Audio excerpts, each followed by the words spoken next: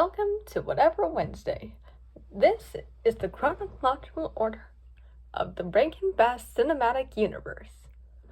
The first one in the timeline is appropriately named The First Christmas.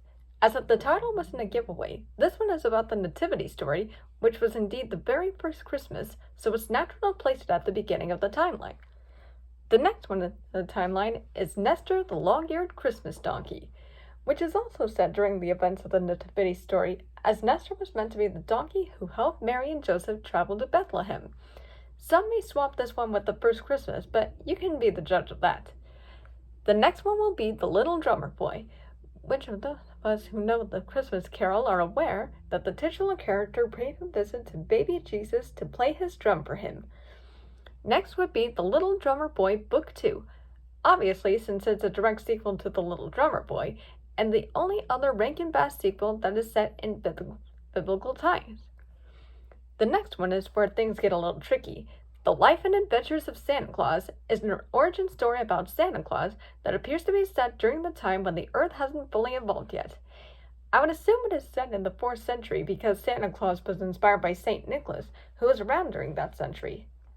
The next one in line would be Jack Frost, which appears to take place during medieval times, which would be around the 14th century. Next up is another Santa Claus origin story, Santa Claus is Coming to Town. I don't know exactly what time period this one is set in, but seeing the way people dressed and lived their lives, I would assume it might be the 17th or 18th century, which is fitting since that's around the time the idea of Father Christmas originated. Next in line would be 'Twas the Night Before Christmas, which is based on the famous poem by Clement C. Moore. The poem was written in 1823, and the special appears to be set around that time period, so it makes sense to have it set then. Next up is The Stingiest Man in Town, which is basically a Christmas carol. The book was written in 1843, so it's kind of a no-brainer that's when the special is set. Speaking of Charles Dickens books, The Cricket on the Hearth would be next, as this is based on another Charles Dickens novella that was written a mere 2 years after A Christmas Carol. Next up would be Pinocchio's Christmas, which appears to be a midfold of the story of Pinocchio.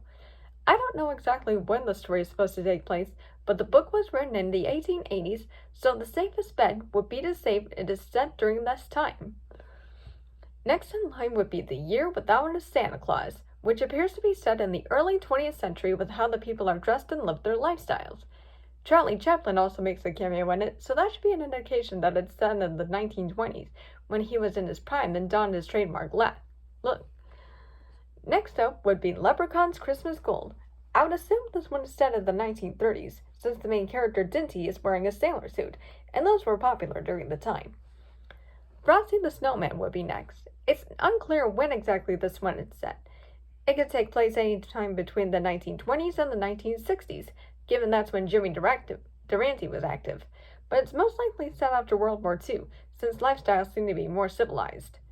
Next in line is the classic Rudolph the Red-Nosed Reindeer. Kind of funny that it's set near the end of the timeline, and while it appears to have a more timeless setting, I'll explain my reasoning for putting it here on the rest of these. Rudolph's Shiny New Year is a direct sequel to Rudolph, taking place immediately after the events of the first one. However, this one also involves time travel, which at first might make it seem a bit complicated, but one of the year islands mentioned in the special is 1965, which gives a hint that it can be set before that year, and that makes sense since the original came out that previous year. However, Iggy's mom from The Year Without a Santa Claus makes a cameo in it, which could cause a paradox, but since the special involves time travel with people from different years coming together, we can look beyond that. That brings us to Frosty's Winter Wonderland, a sequel to Frosty that appears to be set several years after the original. However, the kids in the special are not the same kids from the original, yet they seem to know about him. I suppose it's possible those kids, who are now adults, told them about him. Not to mention, Andy Griffith was there, indicating it takes place during the 1960s or 1970s. That brings us to the final special that comes chronologically, Rudolph and Frosty's Christmas in July. Without question, this has to be at the end of the timeline since not only does it feature Rudolph and Frosty, but some of the other Rankin Bass characters too, and they all come together for it.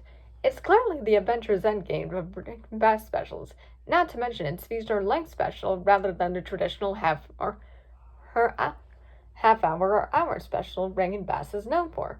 That should be enough to make it worthy of the finale of this epic saga.